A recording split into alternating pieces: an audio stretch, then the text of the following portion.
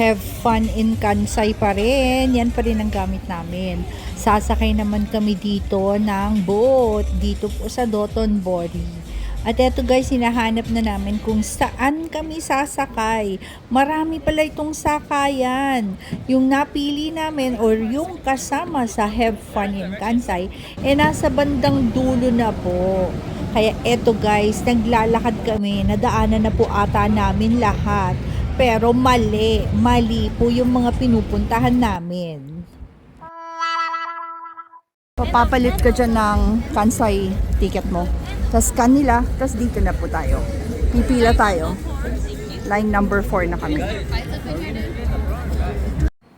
Nakakatuwa po, marami rin po palang sumasakay. Pwede po kayong maaga-agang pumunta para magpa-schedule kung anong oras po ninyo gustong sumakay. Kami yung pinili namin, yung unang-una pong paalis ng boat.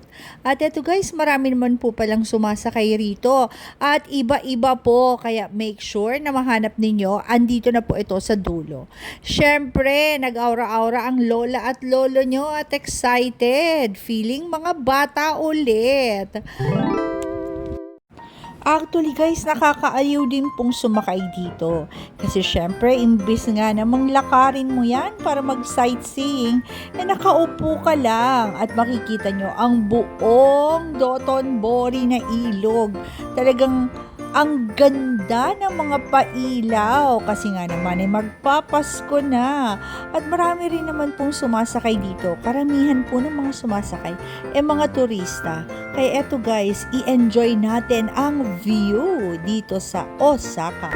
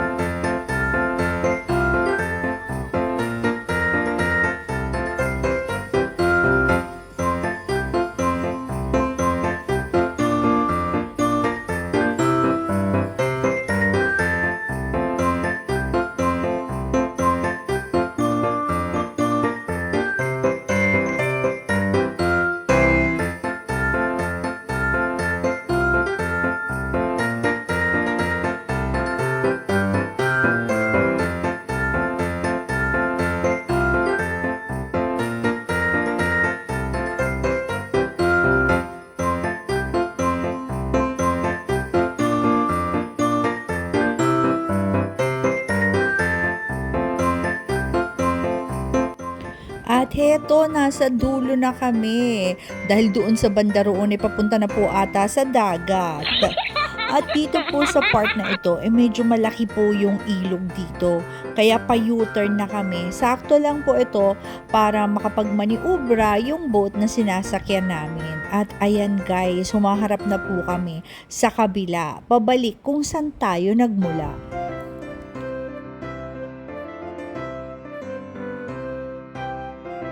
Huminto rin po siya sa harap ni Glico para makapag-pictorial kami. Merry Christmas! Ho, ho, ho. Tapos nang sumakay ang lola nyo. Nasistig yata ako. Hindi naman guys, pero actually guys, nag-enjoy naman. Iba naman ang pagpunta dito sa Osaka. Subukan nyo to. Gamitin lang ang Have Fun in Kansai.